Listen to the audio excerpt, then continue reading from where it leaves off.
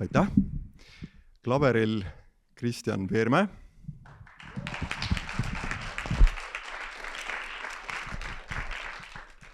Ja me esitasime teile Tõnu Kõrvitsa pala Tuulemaa laulud 2. Klaverile ja trompetile. Miks või kust tuleb tänase õhtu muusikavalik? Põhjus on ennekõike selles, et oleme leidnud 3 Eesti heliloojad, kes on sündinud Nõukogude Eestis ja sellest hoolimata kirjutanud väga head muusikat. Ülejäänud 2 palast räägib Kristjan ise veel pisut, aga miks Nõukogude aeg ja nii edasi, et sellest siis võib-olla saate aru selle õhtu käigus.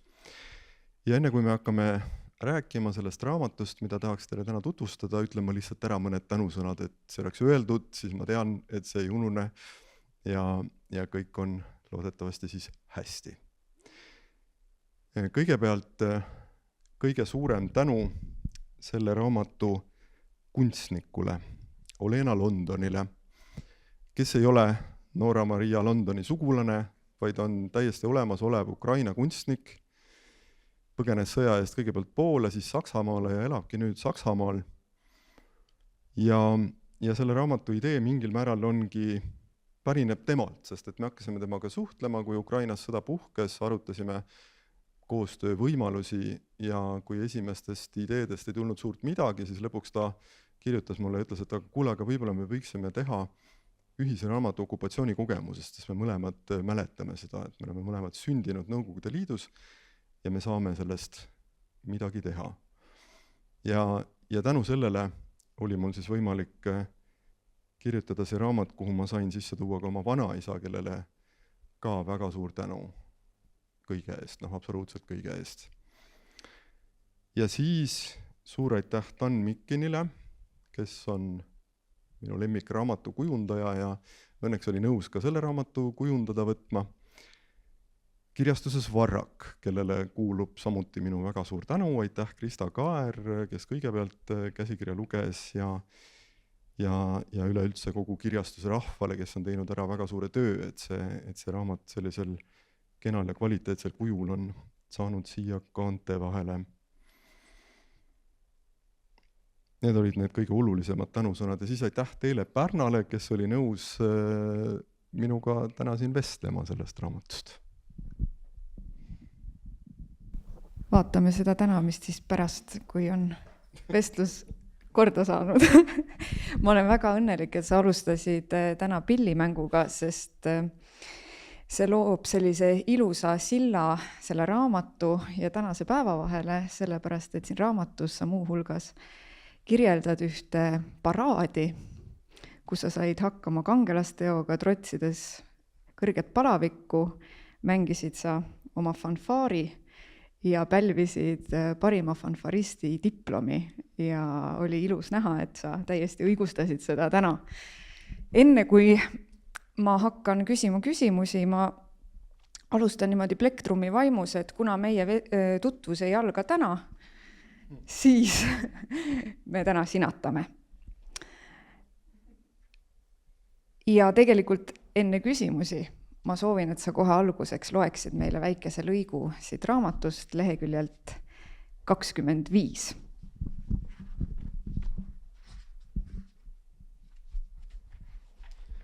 Ma teen seda jällegi püsti. Nii on see lihtsam.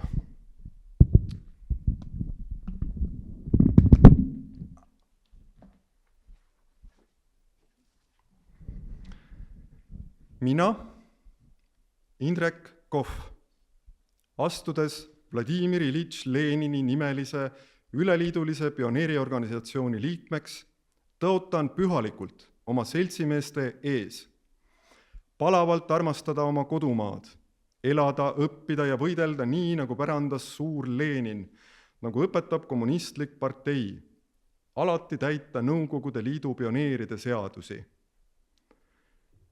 Mitte ainsatki küsimust selle kohta, mis teksti sa suust välja ajad. Mis kuradi asjad on pioneeride seadused? Keda huvitab? Tunne oli igatahes pühalik.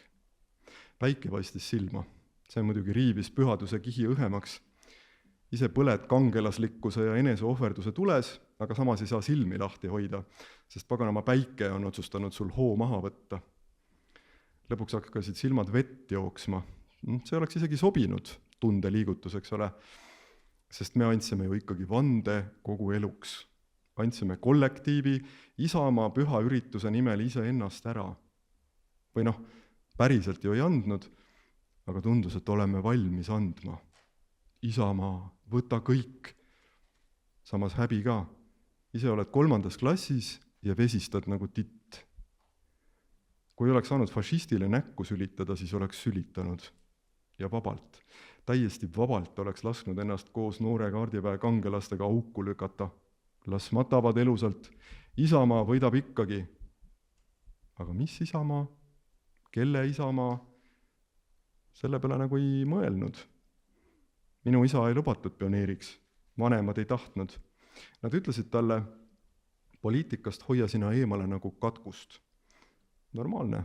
40. lõpp, 50. algus oli eriti jäle aeg. Jäle ja ohtlik.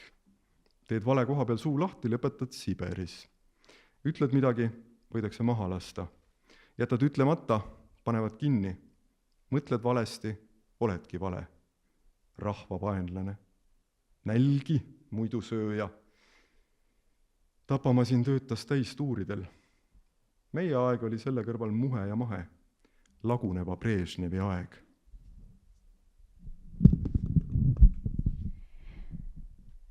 Jah, see raamat leiabki aset seal laguneval Brežnevi ajal ja peategelaseks on väike poiss Indrek Kohv. Ja me näemegi seda aega tema silme läbi ja sellisena asetub see raamat justkui sellesse väga austusväärsesse kaanonisse, kus on 7. rahukevad, seltsimees laps. Kust sul tuli see impulss kirjeldada seda oma lapsepõlve aega selle väikese poisi silme läbi? Seda on väga raske öelda, tähendab, ma arvan, et see tuli kuskilt aastate tagant, sest nii kaua, kui ma mäletan ennast olevat kirjutanud, nii kaua mäletan ma ka seda, et ma nagu kogu aeg justkui oleksin tahtnud midagi vanaisast kirjutada ja samas ei ole ma varem kuidagi olnud selleks suuteline. Mõningad sellised katsed isegi on, mis jäävad umbes nagu 10 minutiga kohe pooleli ja ma olen üritanud need ära unustada ja ära peita kuhugi. Ühe lasteraamatu kirjutasin küll, mille pealkiri on Kui ma oleksin vanaisa, aga seal ei ole otseselt minu vanaisaga suurt midagi pistmist. See on selline, ma ei tea, vanaisa arhetüübi raamat, mille ma kirjutasin küll ka sellest sunnist, et vanaisa oli mulle väga tähtis ja ma olen temaga kogu aeg suhelnud edasi pärast seda, kui ta suri, küllaltki noorena, 68-aastaselt. Ja siis nüüd oodanud seda aega ja ma arvan jah, et see Olena ettepanek, mida ma siin alguses mainisin, et see justkui vallandas midagi või et ma natukene nagu seedisin seda mõtet. Tegelikult jah, mul ei ole kunagi olnud seda vajadust, et kirjutada ise endast või oma lapsepõlvest, et mingi memuaarimees ma ei ole, ma arvan. Aga kuna see jah, sealt nagu hakkas mingil hetkel läbi tungima see, et aga nii ma saan ju selle vähese, mis mul vanaisast on ju, millest ma olen 10 küünega kinni hoidnud, nii ma saan selle äkki kuidagi kirja. Enne veel, kui hakkame vanaisast rääkima, siis mul on selline küsimus ka, et sa oled ju kirjutanud lasteraamatuid.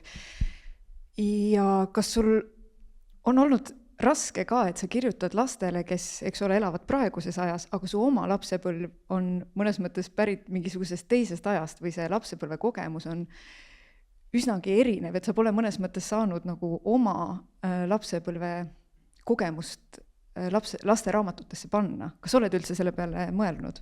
Ma ei ole sellele tegelikult mõelnud ilmselt sellepärast, et mul on olnud kogu aeg kontakt praeguste lastega.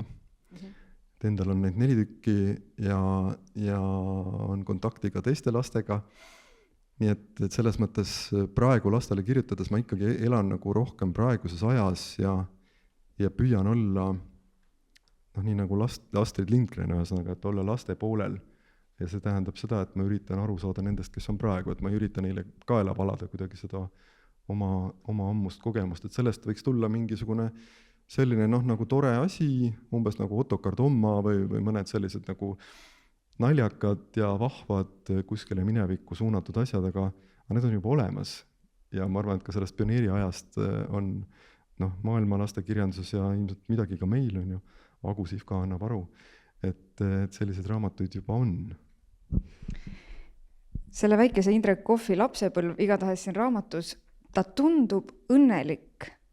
Ometi mulle tundub, et kirjanik Indrek Kohv käib selle sõnaga õnnelik siin raamatus üsna ettevaatlikult ümber. Miks see nii on? No õnnelik on üleüldse selline huvitav mõiste.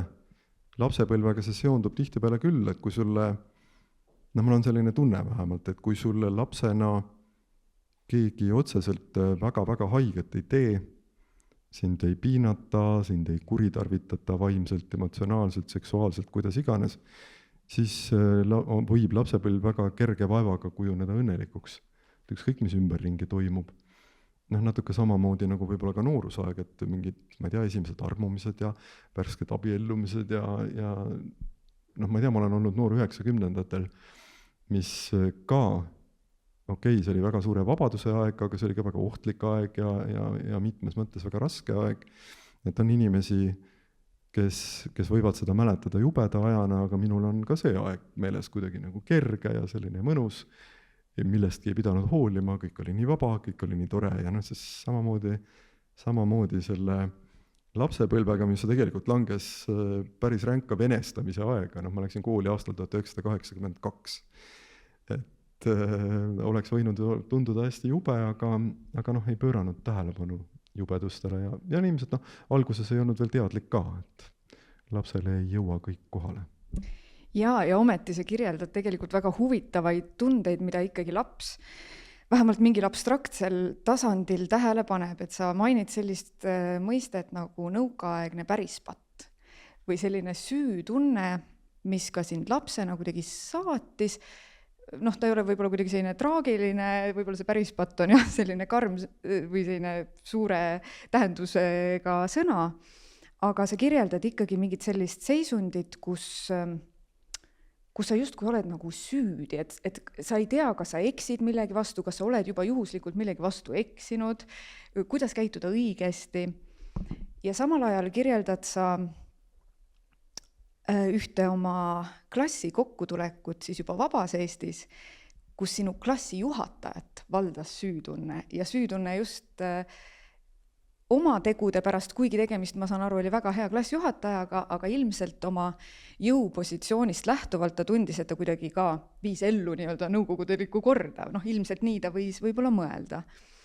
Mina, kes ma olen sündinud 90-ndate alguses, mul puuduvad mõlemad need süütunded, küll aga ma arvan, et minu põlvkonna liikmetele võib olla omane teatav süütunne, mis puudutab seda, et ma olen ühiskonnas koos inimestega, keda ma kunagi lõpuni ei saa mõista sellepärast, et mul on puudu see nõukogude aja kogemus. Ja mis sellest, et see on halb, on see ikkagi puudujääk või see on miski, millest ma olen ilma. Ja mul on selline küsimus, et mis arvad, kas need süütunded, näiteks see klassijuhataja süütunne ja minu enda süütunne, kas need on ka nõukaaja jäänukid või sest ta siin tõstatad siin raamatus selle küsimuse, et millal see okupatsioon nagu läbi saab? Jah, siin kohe korraga tuli terve hunnik igasuguseid mõtteid. Kõigepealt võib-olla see ütleme see, mida vähemalt mina lapsena tundsin ja ma arvan, et paljud teised ka koolis, Nõukogude koolisüsteemis käies ja üleüldse Nõukogude süsteemis elades, ma arvan, et see on tegelikult, see on täiesti adekvaatne selline totalitaarsete režiimide tekitatav süütunne, et see on huvitav seal Orwelli 1984, seal on ju ka nagu ütleme see põhimõte ja see vist ka sõnastatakse, et selleks, et ütleme, et kui sa oled täisväärtuslik süsteemi osa, selle liige, siis sa peaksid surema kerge süütundega partei ees, ka siis, kui sa oled andnud kõik. Teinud kõik partei nimel, aga ikkagi peaksid kuidagi nagu tundma süüdi ennast. Nii et selles mõttes see on täiesti adekvaatne. Ja nüüd siis see meie klassijuhataja süütunne, jah, olgu muld talle kerge, ta hiljuti lahkus meie hulgast, loodetavasti siis sellest süütundest enam-vähem vabanenuna, sest nüüd on juba aega väga palju mööda läinud. Aga see oli kummaline, jah, et ta pidas vajalikuks selle kohe sõnadega välja öelda, et võib-olla ma ei teinud kõike päris õigesti ja andke mulle siis andeks või et ta tahtis vabandada ja samas ta ei teinud tõesti midagi erilist. Kes loeb raamatut, näeb, et seal ma tõin ühe näite tema pedagoogilistest meetoditest, mis tänapäeval võib-olla tõesti nagu iga õpetaja ei saaks seda endale lubada ja edumeelsest koolist võib-olla lastaks lahti. Aga minu arust oli see pedagoogika kuidagi täitsa inimsõbralik ja toimis ja isegi nutikas, et ma ei tea, jah, et miks ta niimoodi tajus. Aga see oli arvatavasti hirm, sest ma mäletan ka sellist olukorda, meil oli mingisugune, ilmselt oli siis ikkagi veel nääripidu, aga see oli täiesti nõukogude aja lõpp. Nii et kui me oma klassis hakkasime lunastama kinke, siis ma lugesin luuletuse. Ütle armas näärivana, kuhu panid jõuluvana, saatsid Siberisse vist, sest et polnud kommunist. Ma olen seda kuskilt kuulnud ja võib-olla see oli juba isegi Pikris ilmunud või midagi taolist ka, aga õpetaja tõmbas selle peale kohe näost valgeks ja kuidagi, et ära seda siis siit nüüd klassiruumist väljapoole, see nüüd ei olnud väga õnnestunud, mis sa tegid, aga katsume selle siis nüüd maha vaikida. Et ilmselt temas oli see hirm eriti sügaval. Ja siis on kolmas on see sinu põlvkonna süütunne, mis tuli mulle isegi natukene nagu üllatusena, et ma ise, tõsi, ma arvan ka, et Nõukogude režiimis elada oli rõve ja jälk, aga samas ma nagu ei oska seda väga kahetseda, et elasime, eks ole, ja samas see on selline kasulik kogemus võib-olla inimesena kuidagi toime tulemisel või. Aga et mina ei ole seda tajunud, et minu põlvkond ja vanemad põlvkonnad seda teile noortele ette heidaksid. Aga ju see siis on kuidagi mingisugune selline vaikimisi, selline hoovus, et räägi, eks ole, aga meie teame, et meil on see kogemus olemas. Ma ei tea, loodan, et sellest ka tasapisi ikkagi tuleme välja. Ei muidugi, ja ega süütundel on ka omad plussid. On muud, seda ka, et see hoiab püsti kuidagi, hoiab sirgena nagu. Aga et tulevad võib-olla mingid muud ajad peale ja muud kogemused ja võib-olla on ju ka, ma ei tea, Afganistanis sõjas käinute kogemus on ju, ma arvan, et neil on ka võib-olla selline tunne, et ülejäänud ei tea elust midagi, on ju, et kes ei ole sõjas ise olnud. Ei tea, keeruline selline rägastik. Mulle väga meeldib, et see raamat on mõnes mõttes üles ehitatud nii, et siin valitseb selline stiilide paljusus, aga see raamat kuidagi toetub sellistele arhetüüpsetele lugudele. Ja mõnest loost tahaks lähemalt rääkida. Üks neist on lugu Barankast. Sellest, kuidas sa olid poes ja otsustasid varastada ühe baranka, sellepärast, et varastamine riigi tagant oli täitsa aktsepteeritud asi ja isegi täitsa tubli tegu. Aga see päris hästi see lugu ei lõppenud, et läksid koju, see tuli välja ja järsku sa said aru, et varastamine on kuidagi palju komplitseeritum tegevus. Et sa said aru, et see ei ole ainult ideoloogiline tegu, vaid et see on ka eetiline tegu. Kas sa oskad seletada, miks see lugu on sind kuidagi saatma jäänud, sest ta mõjub ikkagi siin raamatus väga emotsionaalsena? Kas sul on hiljem näiteks olnud ka mingid selliseid juhtumisi elus, kus sa oled sama dilemma ees, et sa saad aru, et mingi asi on ühiskondlikult aktsepteeritud ja samal ajal eetiliselt problemaatiline. Või et kas see lugu nagu kuidagi heliseb sinus mingil määral edasi? Ma arvan, et kindlasti peab olema mingid nagu sama tüüpi juhtumeid ka. Hetkel neid ei meenu, võib-olla kuidagi õhtu jooksul tuleb meelde. Aga miks ta meelde on jäänud, ikkagi ju üldiselt jäävad meid saatma sellised asjad, millega on seotud tugevad tunded, eks ole. Ja see, kuidas õde mu peale kaebas ja siis vanemad pahandasid. Ja ma ei saanud absoluutselt aru, miks nad pahandavad, sellepärast, et me tõesti olime maal vanaema ja vanaisa juures, kus oli väga palju kolhoosi, igasugust vara kokku riisutud, millega sai oma talu pidada, eks ole. Igal traktoristil oli suur mingisugune mahuti, kus hoiti diislit, vaevalt, et nad selle ise bensujaamast võtsid oma raha eest, eks ole. Ja siis äkki oli nagu selline asi ja et see tekitas mingisuguse sellise tohutu emotsionaalse kaose ja mingi keerise ja karistuseks oli see, et ma pean minema poodi selle kergelt näritud baranka tagasi viima ja vabandust paluma ja raamatust tuleb muidugi välja, et siis ma ikkagi tegelikult lõpuks ma ei suutnud seda teha. Et kui kõik kõrvale vaatasid või vähemalt mulle tundus, et nad vaatasid kõrvale, siis ma poetasin selle sinna samasse teiste barankade kõrvale sahtlisse tagasi. Aga jah, see tekitas mingisuguse tohutu sellise lükkas mind mingisugusesse kuristikku mõneks ajaks ja sellised asjad jäävad meelde. Jah, ja üks teine väga emotsionaalne ja selline samamoodi arhetüüpsena mõjuv lugu siin raamatus puudutab sinu külaskäiku Marimaale 2000-ndate alguses, nii et märksa hiljem, mõnes mõttes juba täiskasvanud inimesena.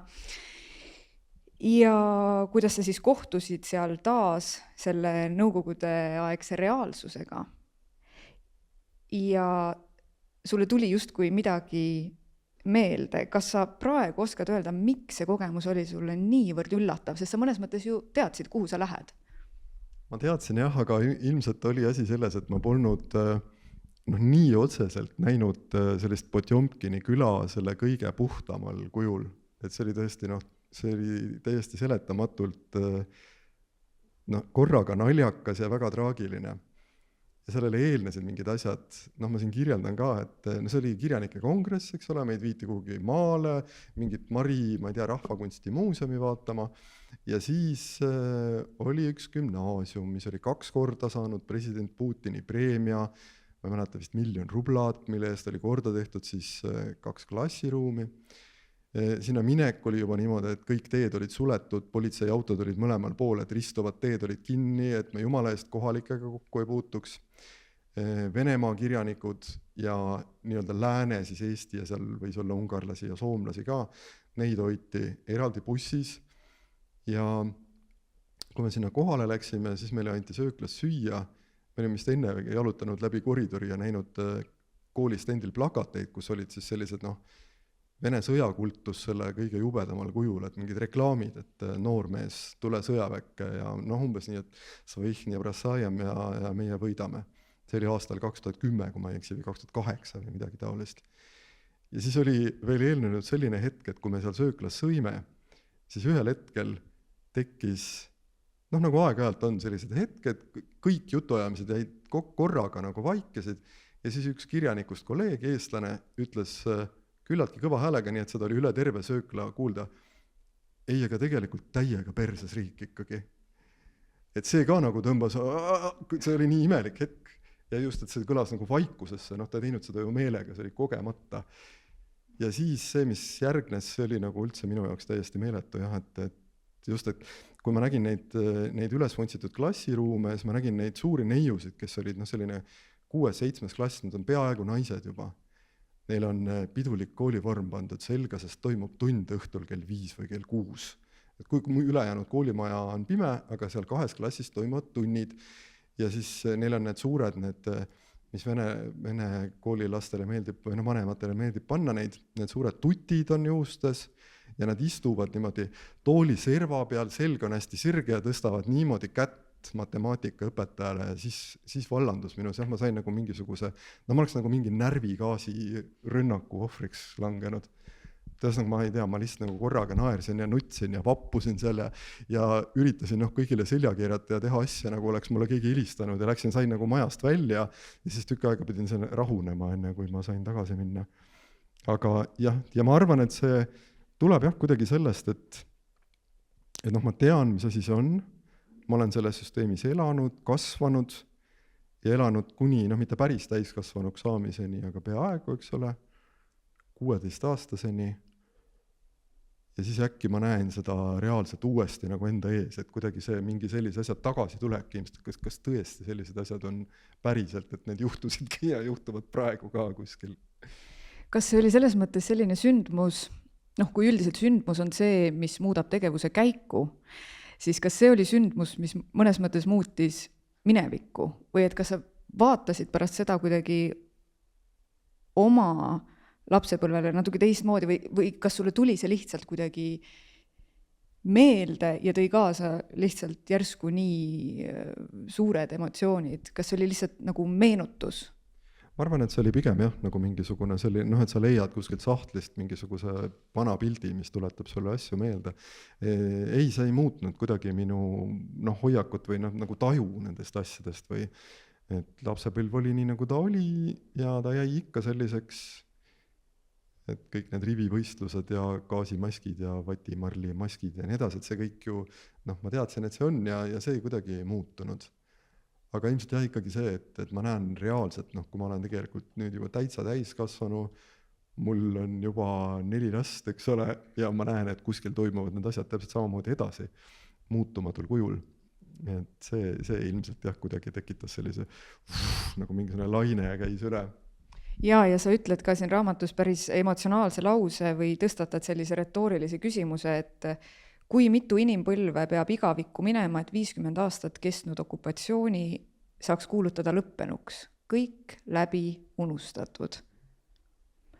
Kas oskad sellele vastata? Käi kergesti, jah, ma ei tea seda, neid ütlemisi on olnud erinevaid, et täiesti ära ununeks, siis peavad ikkagi kõik, kelle see kogemus on reaalselt olemas, nemad peavad olema lahkunud ja võimalik, et ka nende lapsed või ühesõnaga, et ma ei tule praegu meelde, on näiteks ütleme kollektiivsete sõjatraumadest vabanemise kohta öeldakse ju ka mingi arv põlvkondi, et kindlasti on see, et kõik, kes on selle isiklikult läbi teinud, peavad olema lahkunud ja võib-olla põlvkond või 2, et siis on võimalik hakata kuidagi sealt edasi minema või nagu ehitama mingit muud asja.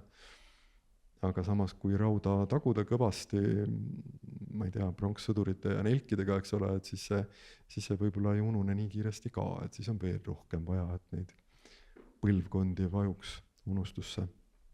Jah, ja samal ajal on räägitud ikkagi sellest mäletamise olulisusest, et see on selline sellel mündil on nagu alati väga, on 2 poolt, ütleme nii, et kas unustamine iseenesest suudab midagi lõpetada või on see lihtsalt eeldus selleks, et see tuleks kunagi kuskil Marimaal inimestele meelde? Isegi mitte, ma arvan jah, et faktide unustamine, fakte peab mäletama nii palju, kui on võimalik mäletada, sellest võib pärast veel rääkida, aga ma arvan, et kuidagi sellised sammud nagu, ma ei tea, et okupatsioonide muuseumis teha Vabamu ja Töötukassast Töökassa ja haiglast Tervikum, nagu ma märkasin, et Viljandis on tekkinud selline asutus nimega Tervikum, siis mul on tunne, et see ikkagi tegelikult ei lahenda neid muresid.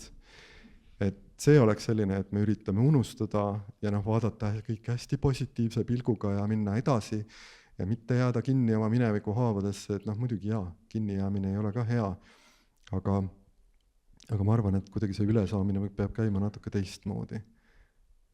Iseasi on see, et kuivõrd üldse on võimalik fakte mäletada, need on võimalik kuigi üles kirjutada, arhiivis on võimalik tööd teha, aga mälestused on need, mis nad ongi mälestused. Jah, ja enne kui me hakkame nendest mälestustest täpsemalt rääkima ja mäletamise võimalikkusest, siis võib-olla kuulame vahepeal ühe loo. Ja, et järgmine lugu, mis ma mängin, on Edward Tubina ballaad. Edward Tubin sündis veel Eesti Vabariiki 1905. aastal.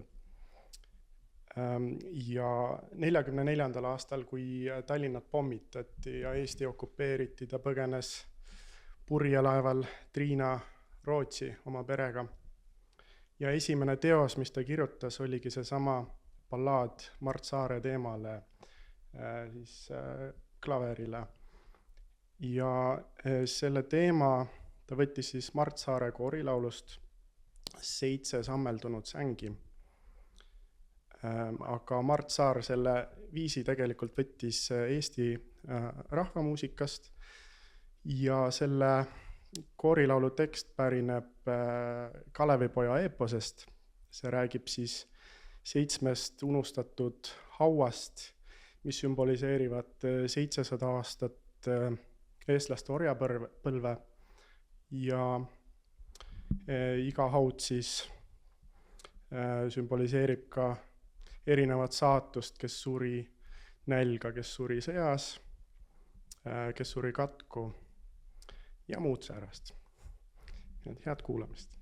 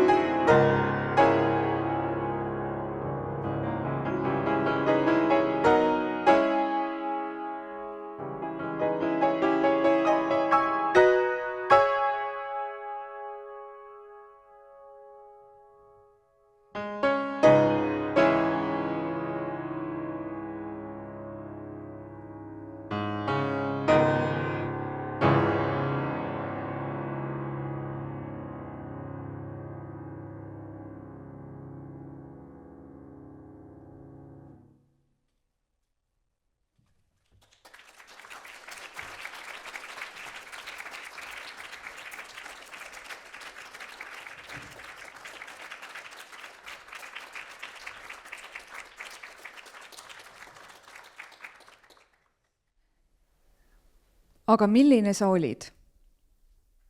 Kes mäletab? Mitte keegi. Või kui, siis erinevalt. Üks mäletab, et paistis päike. Teine, et kõik oli valges udus.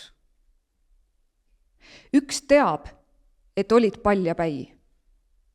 Sinu kiilas pealagi läikis. Teine mäletab, et kandsid oma baretti. Kolmas, et oli juba külm ja sul oli peas läki-läki. Kus siin see mäletamine on? See nagu päriselt. Sind ei ole enam, ammugi. On ainult kujutlus. Ma saan sind ette kujutada. See on niisama hea kui mäletamine. Niisama õige. Ma tahan ja ma saan. Niimoodi kirjutad sa oma vanaisast. Ja minu meelest üks kõige ilusamaid kohti selles raamatus on kohe alguses, kus sa nimetad iseennast ja oma vanaisa kaasaegseteks. Sest tavaliselt niimoodi nii suure vanusevahega inimeste puhul ei tehta. Aga ometi on see ju tõsi. Te jagasite sama aega, kuigi temal oli neid aegu veelgi selja taga. Jah, ja see kaasaegne olemine jäi üsna lühikeseks, 9 aastat ja nii palju, kes seda oligi. Jah, kas sa tundsid juba lapsena seda, et midagi sinu vanaisast jääb sulle nagu kättesaamatuks või jääb nagu saladuseks või tuli see hiljem? Ja ei, muidugi tundsin. Ma arvan, et selle koha pealt ma ei ole kindlasti ainus, sest suhted isade ja vanaisadega ja mingis mõttes ka emade ja vanaemadega olid ikkagi palju hoopis teistsugused kui praegu. Eriti isadel ja vanaisadel ei olnud kumbeks väiksemate lastega väga põhjalikult ja niimoodi otse ja südamesse suhelda, eks ole. Et vanaisa oligi minu jaoks ikkagi pigem selline, just nimelt selline kättesaamatu ideaal, just nagu, et mulle väga meeldis vaadata, kuidas ta toimetas, kui ta oma traktorisse ronis, mida ta täpselt tegi, kuidas ta oli, kuidas ta habet ajas, kuidas ta rääkis, selline rahulik, tasakaalukas tüüp. Aga jah, ma olin ikkagi suure osa sellest ajast olin sellises vaataja rollis. Ja mõned sellised nagu väga suure läheduse hetked olid ju ka sellised, kus me ei rääkinud ja meie vahel ei olnud mingit füüsilist kontakti, eks ole. Siin raamatus on üks väga oluline pilt, mis on jäänud mind saatma, on lõunaoinaku ootamised, eks ole, ja näpuga lakke kirjutamised ühes koos, toimus kõik vaikides ja nii, et sa ei puuduta teist, eks ole. Aga samas on ta ikkagi, sel hetkel ei saa olla kedagi lähedasemat. Kui palju vanaisa kirjutamise käigus muutus või kuivõrd sa tundsid, et sina ise muutud, kui sa teie lugu või teie suhet kuidagi kirja panid või seda mälestust nagu füüsiliselt lausa üle kirjutasid? Ma ei oska sellele küsimusele vastata, sest et ma ei tea, endal on ikka selline tunne, et ei muutunud midagi, eks ole, aga võimalik, et tegelikult muutus ja ma ei oska seda praegu, ma ei oska sellele näppu peale saada ja ma ei oska seda veel mõtestada. Et midagi võib olla siiski, jah. Aga ütleme, et see jääb, et eks ma olen siiamaani kogu aeg niimoodi mõttes pöördunud tema poole, päris palju arutanud mingisuguseid asju. Võib-olla nüüd on juba väga palju aastaid möödas, et võib-olla seda juhtub harvemini. Ma mäletan, kuskil teismeeas 20-ndates, isegi veel 30-ndates oli ilmselt minu suhtlus temaga tihedam, aga see on ikkagi jäänud, ega ma sellest ei pääse kuhugi. Ja huvitav on see, ma tean, et ma ei ole sugugi ainus. Neid vanaisasid ja vanaemasid ja vanavanaisasid ja kes kellelegi on väga oluline olnud, neid on palju. Ja juba praegu, see raamat on ju mõne päeva ainult olnud väljas, poelettidel ka, ja paar inimest on mulle juba kirjutanud oma vanaisadest, kellega, kes on olnud nende elus väga, väga olulisel kohal.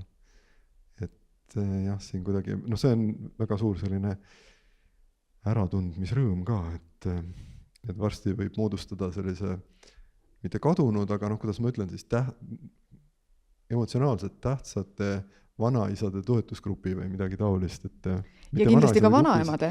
Ja kindlasti ka vanaemade, just.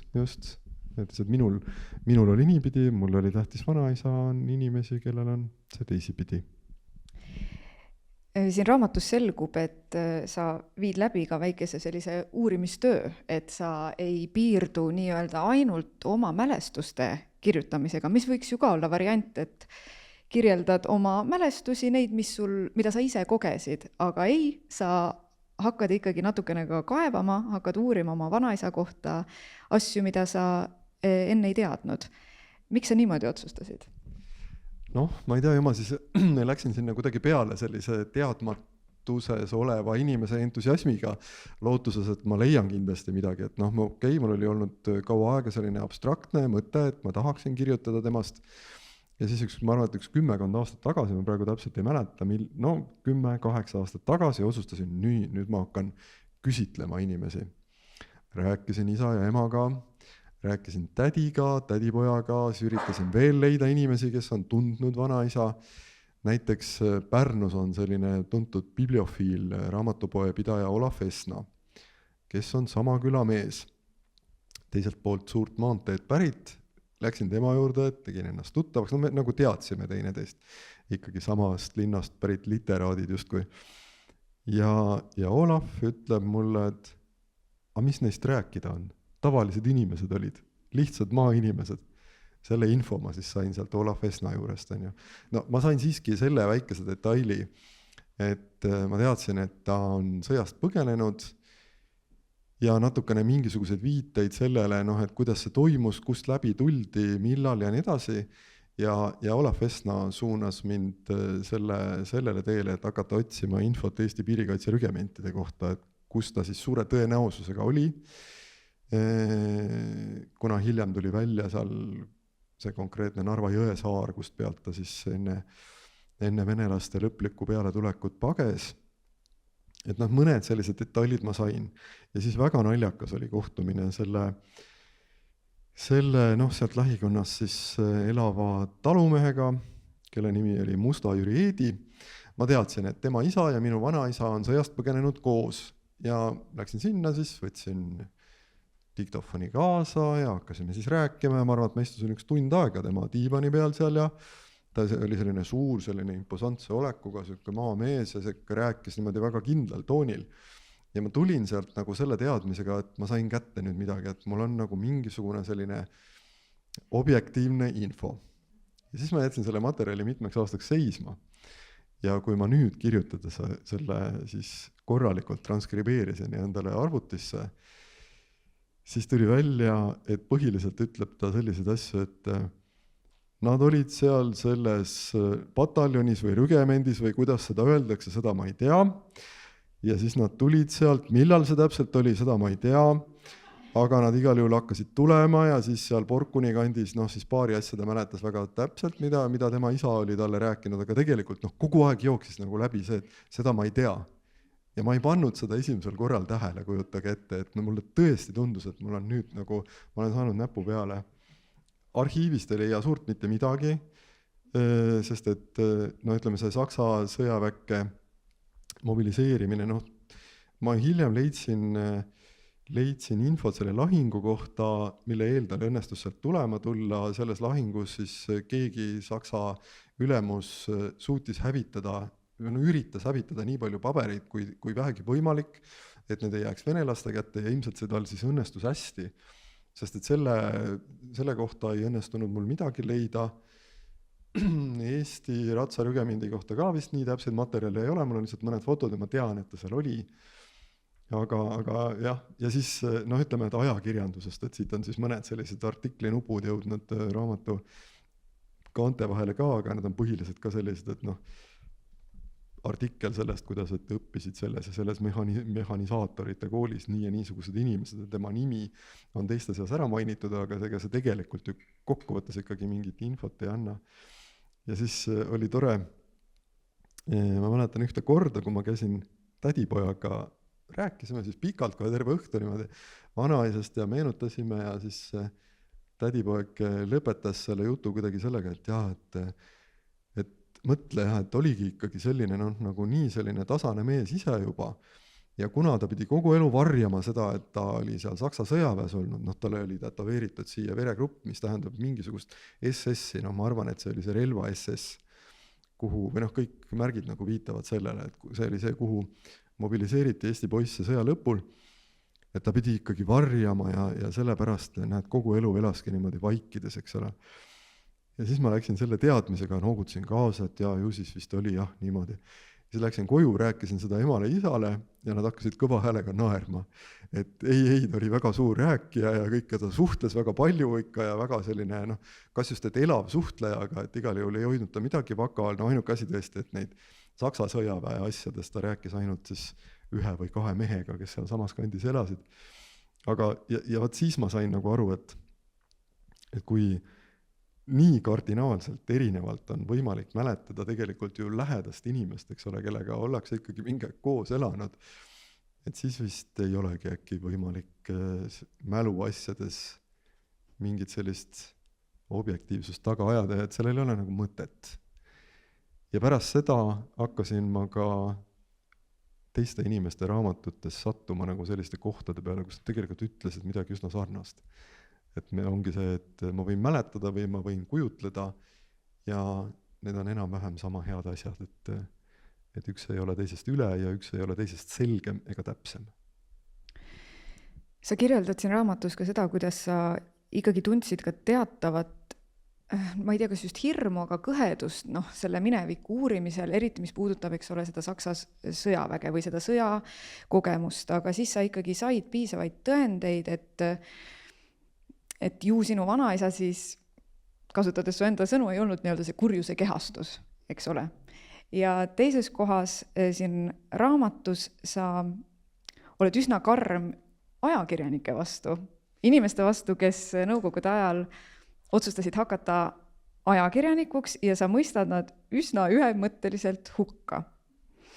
Ma küsin niimoodi, et kui sa oleksid teada saanud, et sinu vanaisa on ajakirjanik, ütleme nii. Kas see raamat oleks sündinud, kas ta oleks olnud samasugune? No ma ei tea jah, siis ma ilmselt, mul oleks väga raske suhtuda temasse sama hästi nagu praegu, kui ma tean temast vähem. Ütleme nii, kõigepealt mul ei ole tegelikult mingit tõendeid selle kohta, mis ta siis ikkagi seal Saksa sõjaväes täpselt tegi ja nii edasi. Sõber Raido, kes on ka siin saalis, oli ka üks tänu, kellele ma sain vähemalt selle, ütleme piisavalt palju alust arvata, et vanaisa mobiliseeriti Waffen-SS-i, mis oli siis nende piirikaitserügementide, kuidas öelda, need moodustati selle põhjal. Aga ega mul ei ole dokumenti, mis ütleks, et ta ei ole, ma ei tea, olnud kuskil hävituspataljonis, eks ole, ja pannud terve küla rahvast kirikusse ja seda kirikut maha põletanud, aga ma eeldan, et see ikkagi pigem nii ei olnud. Ja ega see ei muudaks ka neid mälestusi, mis sinul temaga on mingis mõttes või et need sündmused oleksid kaased leidnud. See võiks siiski muuta väga palju, kui tuleks selline kindel info, eks ole. Aga jah, ma arvan, et kui ta oleks ajakirjanik olnud Stalini ajal ja kirjutanud igasugused selliseid jälkusi, mida ma kohati siin ka tsiteerin, eks ole, selliseid nõmedaid vastikuid häbiposti panemisi kirjutatakse tööpõlguritest ja mainitakse nad nimepidi ära, millises talus see talunik ei ole oma tööealist täiskasvanud tütart tööle saatnud, sest tal on tähtsamaidki asju oma talus teha. Et nagu seda sorti artikleid, kui ta oleks neid kirjutanud, siis ma arvan, et mul ei oleks temast jäänud neid väga ilusaid mälestusi või need kuidagi, vaata mälu on ju ka selline, et kui sul on olnud midagi ilusat ja sa saad sellesse sul on jäetud võimalus sellesse edasi uskuda, siis see säilib päris hästi, aga kui sinna peale tekib mingisugune selline piinlikkuse, häbi ja vastikuse kiht, siis need ilusad mälestused, ma arvan, nad kuhtuvad suhteliselt ruttu, sest sa ei taha, ütleme siis nii, et sa ei taha neid sünapse kogu aeg aktiveerida, sa ei taha nende juurde võib-olla enam tagasi minna ja siis nad ei tulegi tagasi.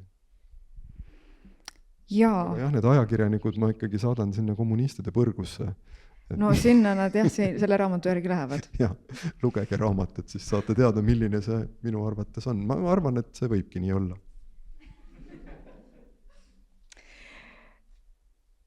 siin on üks väga liigutav arhetüüpne lugu jällegi minu arvates, kus sind on jäetud üksi koju.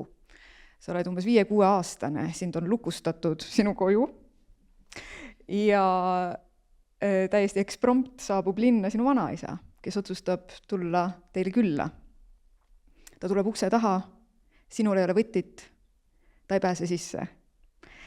Vanaisa võtab seda olukorda üsna stoiliselt, mulle tundub, et seekord siis nii, tema jaoks see lugu ilmselt arhetüüpseks ei kujunenud. Küll aga sinu jaoks, kellel minu arvates see lugu jääb nagu tähistama mingit sellist esimest luhtumist või sellist tohutut ebaõnnestumist või ilma jäämist. Ja samal ajal sa kirjutad, et kuna see on esimene selline kogemus, siis seda meenutada ei ole valus, vaid nukker ja isegi ilus. Aga järgmised korrad, kui sa oled kuskil ebaõnnestunud, siis neid tavaliselt meenutada on ikkagi piinlik. Mis arvad, mis nende esimeste lugude juures on sellist, et nad jäävad ilusana? Ma ei oska öelda, võib-olla jah, on selles siis midagi sellist nagu mingi esmakogemuse ilu või. Aga jah, see olukord, jälle, ma mäletan ju seda väga hästi, ma mäletan täpselt, kuidas see oli ja tegelikult ju ei tea, aga nii nagu ta on meelde jäänud, oli jah tõesti ikkagi selline nagu meeleheide, esimene tõesti, mida ma mäletan, selline esimene võimetuse ja et võimetus tekitab viha, eks ole, et ma ei saa midagi teha, mida ma väga tahan ja nüüd ma olen siin kinni ja siis see neetud võti, ma ei tea, kus see on ja ma otsin tuhla mingid sahtlid läbi. Ma ei tea tegelikult, ma olen isegi hiljem küsinud, kas nad mäletavad isa ja ema seda. Et ma eeldan, et kuskil ikkagi pidi olema see võti, on ju, aga mina seda ei leidnud, ma ei saanud seda ust lahti. Ja jah, et esialgu jäi ta ikkagi jah, sellise nagu, ma ei tea, pisara kriimulise näona, kuidagi see mälestus, aga tegelikult kokkuvõttes on jah, selles on nagu hästi palju. Selles on ka sellist tragikoomikat, eks ole, mingid 1000 mõtet, mis käivad läbi ja et miks vanaisa, ta oli siis ilmselt 60-ndates, seal kuskil 60-ndate keskel juba, et miks ta või rõdult sisse ronida näiteks on ju, ma ei tea miks, et äkki soliidne mees ja võib-olla liigesed polnud ka enam päris need ja et äkki see oli tema jaoks normaalne, et ta ei hakka ronima. Me elasime küll esimesel korrusel, et ma arvan, et see oleks läbi häda olnud võimalik, aga et kas see oli nii vajalik. Aga jah, et jah, selles on väga palju erinevat, mis jääb meelde ikkagi põhiliselt jälle jah, sellise kerge melanhoolia, ilusa nukruse varjundiga. Ja ma tahaksin, et kuna meil varsti hakkame siin lõpetama, et sa loeksid ette ka veel ühe lõigu enda ja vanaisa väga erilisest suhtest.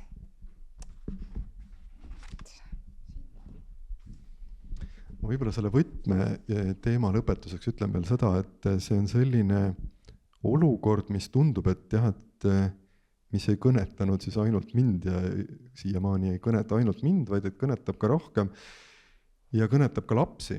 Mõned aastad tagasi pöördus mu poole Miks teater, et kas ma tahaks neile mingi väikese tükikese kirjutada, nad käivad väga palju lasteaedades esinemas ja ma panin selle olukorra ühte mini-näidendisse ja tead, kui hästi see toimib, et lapsed ka ikkagi, nad elavad väga kaasa ja kuidagi, nemad muidugi tahavad, ütleme, et teater lõpuks lahendab selle nii, et see võti on kuskil, ta on kõige nähtavama koha peal, sellepärast seda ei leita. Me ei leia tavaliselt asja, mis on otse nina ees. Ja siis kuidas, kui väga nad tahavad ette öelda, et vaata sinna, see on ju seal, eks ole. Ja ikkagi jah, see selline, et kui sinu ja tähtsa inimese vahel on sein, siis see on asi, mis on tähtis, kuidagi läheb korda. Kusjuures mul tuleb praegu meelde, et minul on täiesti vastupidine arhetüüpne lugu. Kui ma olin väike ja läksin üksi kooli, kedagi ei olnud kodus ja minu probleem oli see, et ma ei saanud ust kinni. Ja kuidas ma nutsin? Sest ma ei saanud ju jätta oma kodu lahti. Ja mul oli täiesti vastupidine suur probleem, võti ei keeranud ust kinni. Ma ei tea, mida see võib tähendada ja parem ongi võib-olla. Sa oled laps ja sa tead, et sa pead seda tegema ja sinust oleneb kõik selle hetkel, eks ole, ja sa ei saa hakkama. Jah, ma ei saa hakkama. Hästi, aga nüüd siis sellest veel ühest väga olulisest olukorrast või tundest või kuidas seda üldse nimetada. Päike liikus kardinate vahel ka sinu ja vanaema magamiskambris. siis kui ma teie juures olin ja koos sinuga lõunauinakut tegin. Õhupalli seal ei mängitud, seal oli palju tõsisem asi ajada. Magada oli vaja, et jaksaks terve pärastlõuna ja õhtupooliku veel tööd teha ja elada ja olla. Ja seal magamiskambris oli vähemalt niisama soe ja hea, nagu meie pärastlõuna päikesega üle valatud suures toas.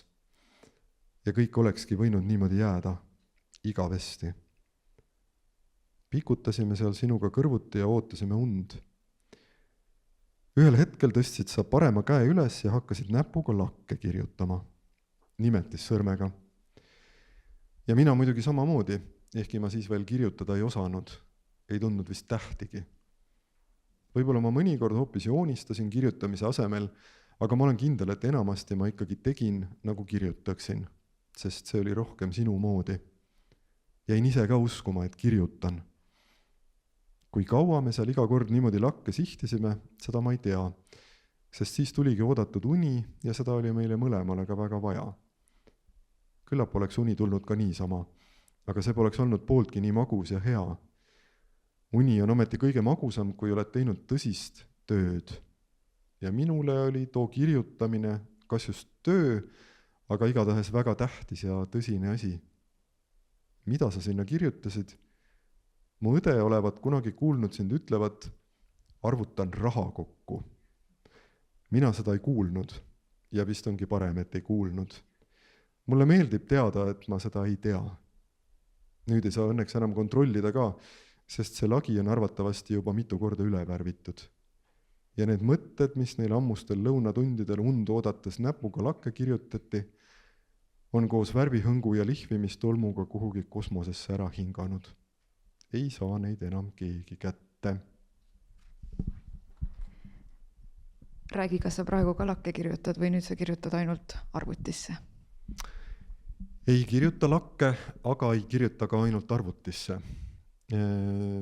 Viimasel ajal tõsi, jah, olen teinud seda pattu, et hakanud kirjutama mõtteid üles telefoni, mis on kogu aeg kaasas, aga mul on olnud väga pikk ja tõsine sulepeade periood ja ka märkmiku ja hariliku pliiatsi perioode ja aeg-ajalt ma ikkagi seda rakendan, sest mulle tundub, et käsitsi kirjutades tuleb see esimene versioon alati kuidagi parem. Et kuidagi selles motoorikas, kui see mõte tuleb käe kaudu paberile, siis seal nagu midagi on. Kas sellepärast on siin raamatus ka seda käekirjalist kirjutamist näha?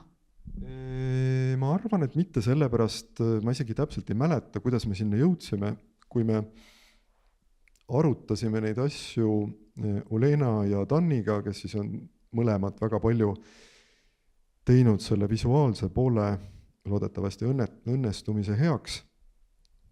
Aga see sai ikkagi üsna ruttu selgeks, et niipea kui asi kujundamise juurde või lähenes kujundamisele, siis see selgeks, et ei saa kasutada mingit fonti mingites kohtades, vaid seal on vaja käsitsi kirjutada. Ja et võib-olla on kõige parem, kui mina ise kirjutan. Et Olena oleks võinud proovida seda teha, aga esiteks ei saada eesti keelest aru, seal on alati väga palju eksimisvõimalusi ja teiseks oleks see mingis mõttes võib-olla niisama kunstlik nagu arvutifondi kasutamine. Et kuna siin on väga palju isiklikku ja see on ikkagi selline puhtalt mina vormis ja täpselt nii nagu asjad olid, siis ma arvan, et see käekiri, minu käekiri vist käib kuidagi loomulikuna asja juurde. Kas tekst sai enne valmis ja siis tulid illustratsioonid ja kogu see kujundus, mis mängib tõesti siin raamatus väga olulist rolli ja kui tulid hiljem, nagu ma aru saan, et tulid, siis kui palju see raamat sinu jaoks muutus, kui sa nägid seda järsku nende piltidega? Ta muutus selle perioodi jooksul mitmeid kordi tegelikult, see oli ka huvitav. Jah, ma kirjutasin kõigepealt teksti ja ma kirjutasin, kuna me olime rääkinud, et võiks teha koomiksi, graafilise romaani, midagi ja võib-olla isegi midagi sellist, mis on nagu nende vahel, et oleks raamat, kus on mõned osad, kus lugu jutustatakse ainult pildiga, mõned kohad, kus on ainult proosatekst, mõned kohad, kus võiks kasutada isegi neid koomiksi ruudustikke ja nii edasi ja nii edasi. Siis ma kirjutasin ta niimoodi, et see algne käsikiri ja nagu kohati siin mõned proosaosad ka näevad välja nagu, ma ei tea, murtud read, eks ole, nagu oleks mingid proosaluuletusi üritatud kirjutada. Aga ma pigem liigendasin seda teksti Olena jaoks, et tal saaks tekkida mingeid mõtteid, kus mida katkestada, kuidas mida joonistada või illustreerida. Aga ja siis ta ikkagi kuidagi ta pani enda jaoks selle plaani kokku ja mingil hetkel ma vaatasin, et ootage, et see tuleb pigem nagu selline klassikalise laste pildiraamatu moodi, et on lihtsalt vahepeal on tekst ja siis on väga palju illustratsioone, suur osa neist on nagu sellised suured üle terve lehekülje. Ja mis oli ka huvitav, oli see, et Olena esimene pildimaterjal ja tegelikult suur osa sellest, mis ongi siin sees, on ka selline ikkagi kaldub väga sügavale traagikasse, okupatsiooni õudusse, väga palju mingit okastraati, vastikuid viisnurki ja nii edasi. Siis hilisem kuidagi see kujundamine ja tekstiga integreerimine, käekirjaliste osade lisamine võib-olla aitas seda mingil määral mahendada, aga mingil määral ongi huvitav vist, et siin jääb nagu selline teksti-pildi vastuolu või mingi selline vastastikune pinge. Et tekstis on ju ka huumorit ja just sellist, ma ei tea, autokardommalikkust mingil määral sees, aga pildid enamasti läbivalt on nad ikkagi kõik sellised väga tõsised ja just nimelt traagika poole kaldu. Et ma loodan, et nende selline vastasmõju toob siit välja mingisugused asju, mida me kumbki võib-olla ei osanudki siia sisse ise mõelda või kirjutada, nii nagu võiks ühe raamatu puhul olla. Ja kindlasti see nii selle raamatu puhul ka minu arvates on. Viimaseks küsimuseks ma küsin, mida sa ootad või kas sa oled jõudnud juba sinnamaani, et sa ei oota midagi? Ei ole, ma tahaks, ma ju ütlen siin ka vanaisale, et esiteks ma ei tea, kas ta oli tegelikult selline mees, et kes lähtuski sellest mõttest, et ära oota elult midagi, et võib-olla siis midagi tuleb, eks ole. Ja ma kirjutan talle siin, et ma püüan ja ma püüangi ja ma arvan, et ma jäängi püüdma, aga üldiselt olema ju ikkagi samasugune inimene nagu me kõik, et ikkagi kogu aeg on ootused. Ja siis aeg-ajalt on see, et ootad liiga palju või ootad mingit valet asja. Ja samas on see huvitav ka, et sa ootad midagi ja sa saad midagi hoopis muud. See on ka tegelikult üks väga oluline oskus, mida tahaks omandada.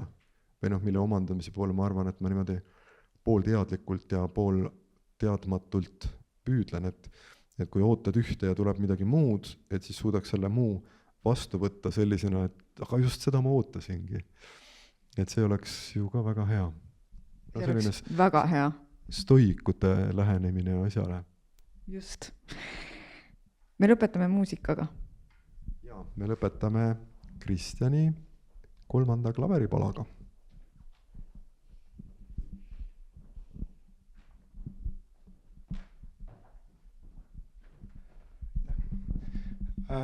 Järgmine lugu pärineb Mati Kuulbergi sulest. Ja Mati Kuulberg sündis 47. aastal. Ta on siis näiteks Lepo Sumera ja Raimo Kangro heliloojate põlvkonda kuuluv.